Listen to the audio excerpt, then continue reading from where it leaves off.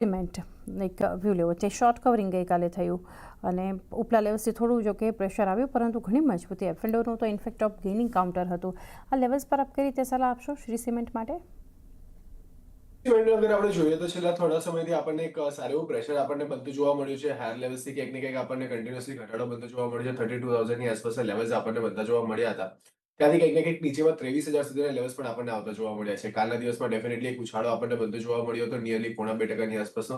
પરંતુ ક્યાંક ને ક્યાંક હજી પણ જે પ્રેશર છે ઇન્ટેક્ટેડ રહેતું જોવા મળી રહ્યું છે બધી મૂવિંગ એવરેજથી નીચે આપણને કામકાજ થતું જોવા મળી રહ્યો છે પ્રીવિયસ સપોર્ટ ભાગ આપણને બનતો જોવા મળ્યો હતો એ 23,000ની આસપાસના લેવલ્સ હતા જો અહીંયા 23,000ના લેવલ્સ બ્રીચ થાય છે તો ત્યાંથી નેગેટિવિટી હજી ઇન્ટેક્ટેડ રહેતી જોવા મળી શકે છે તો ક્યાંક ને ક્યાંક હજી પણ અહીંયા આપણને નેગેટિવિટી આવતી જોવા મળી શકે જો 23,000ના લેવલ્સ બ્રીચ કરે છે તો મારા તરફથી આને અવોઇડ કરીને ચાલવાની સલાહ રહેશે અવોઇડ કરો આ લેવલ્સ પર